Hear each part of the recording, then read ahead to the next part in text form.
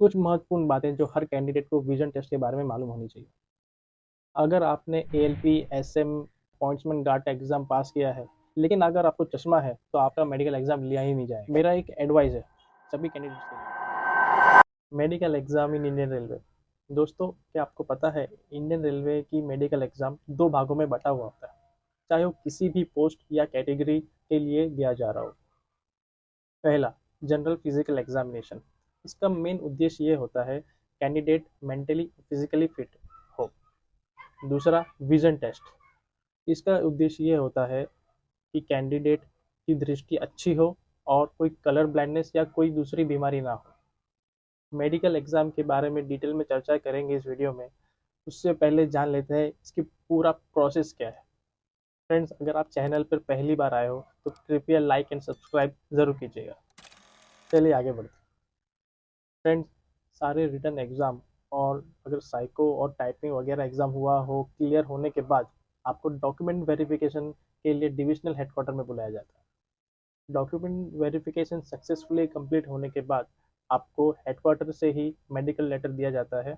उसके बाद आपको नॉमिनेटेड रेलवे हॉस्पिटल में जाना होता है मेडिकल एग्ज़ाम के लिए। मेडिकल रेलवे हॉस्पिटल में पहुंचने के बाद आपको डेडिकेटेड विंडो काउंटर में सबमिट करना होता है।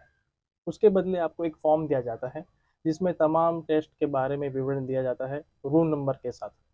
हर टेस्ट के लिए आपको अलग रूम नंबर, अलग डॉक्टर के पास जाना होता है। दोस्तों, मेडिकल एग्जाम चाहे स्टेशन मास्टर का हो रहा हो या commercial apprentice, goods guard, pointsman या अन्य किसी भी प्रकार के क्लर्क का, सभी की प्रक्रिया लगभग एक समान होती है। केवल उनके class A B C category में अंतर होता है। जैसा कि वीडियो की शुरुआत में मैंने कहा था, मेडिकल एग्जाम 2 हिस्सों में बटा हुआ होता है, general physical examination and vision test. चलिए डिटेल में इनके बारे में जानते हैं। General physical examination. Friends, general physical examination में कई तरह के टेस्ट होते हैं। ये डिपेंड करता है कैंडिडेट टू कैंडिडेट वो किस पोस्ट के लिए मेडिकल एग्जाम दे रहा हो। एज ए स्टेशन मास्टर जो मैं बताने जा रहा हूँ, ये सब टेस्ट लिया गया था। जो पहला है ईसीजी। ईसीजी में क्या होता है, आपके बॉडी में सेंसर लगाए जाते हैं, तो उसकी मदद से उसके रिदम चेक किया जाता है कहीं कोई अनयूजुअल तो नहीं है। दूसरा, चेस्ट का एक्सरे लेते हैं। इसमें लंग्स एंड हार्ट की जांच की जाती है, कहीं कोई abnormality तो नहीं है। उसके बाद ब्लड टेस्ट किया जाता है जिसमें ब्लड में कोई इन्फेक्शन तो वगैरह नहीं है। उसके बाद यूरिन टेस्ट लिया जाता है। यूरिन टेस्ट में डायबिटीज़ की जांच की जाती है, अगर कैंडिडेट को डायबिटीज़ है या नहीं यूरिन टेस्ट से पता चल जाता है। उसके बाद ब्लड प्रेशर की भी जांच होती है कि कैंडिडेट को हाई ब्लड प्रेशर या लो ब्लड प्रेशर तो नहीं है। अक्सर ऐसा होता है कैंडिडेट बहुत टेंशन में रहता है मेडिकल एग्जाम में, तो अक्सर उसका ब्लड प्रेशर हाई हो जाता है। तो मैं सबसे कहना चाहूँ, रिलैक्स रहिए, कोई टेंशन की बात नहीं है। सब यंग रहते हैं, फिट रहते हैं, तो अमूमन 99% कैंडिडेट पास हो ही जाते हैं जनरल फिजिकल एग्जामिनेशन। उसमें उसके बाद आखिर में होता है फिजिकल एग्जामिनेशन। इसमें डॉक्टर आपसे आपकी मेडिकल हिस्ट्री के बारे में पूछते हैं कि आप अगर कुछ मेडिकल हिस्ट्री तो नहीं है आपकी, कुछ कोई एक्सीडेंट या कोई ऑपरेशन वगैरह। उसके बाद डॉक्टर अन्य चीज़ों की भी जांच करता है, जैसे हर्निया, पाइल्स, हाइड्रोसील। उसके बाद आपको कुछ सुनने में तो दिक्कत नहीं है, आपको बोलने में तो दिक्कत नहीं है, वगैरह वगैरह। ऐसी कोई भी चीज़ जिसमें डॉक्टर देखता है कि आपको ऐसी कोई बीमारी तो नहीं है जिससे आपको ड्यूटी करने में परेशानी ना हो। दूसरा है विजन टेस्ट। आखिरी में सबसे इम्पोर्टेंट एग्जाम विजन टेस्ट लिया जाता है। कुछ महत्वपूर्ण बातें जो हर कैंडिडेट को विजन टेस्ट के बारे में मालूम होनी चाहिए। अगर आपने एएलपी, एसएम, पॉइंट्समैन गार्ड का एग्ज़ाम पास किया है, लेकिन अगर आपको चश्मा है तो आपका मेडिकल एग्ज़ाम लिया ही नहीं जाएगा, क्योंकि ये सेफ्टी कैटेगरी में आता है, A1 एंड A2 क्लास में शामिल है। इनफैक्ट आरपीएफ स्टाफ जो B1 कैटेगरी के हैं इनका मेडिकल, लेकिन इन्हें भी अनफिट माना जाएगा अगर इन्हें चश्मा है। दूसरा, कॉन्टैक्ट लेंस अलाउ नहीं है।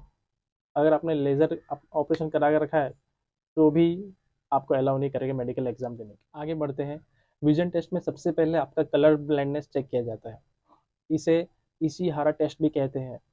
आप इस इशिहारा टेस्ट के बारे में नेट में डिटेल में जान सकते हैं।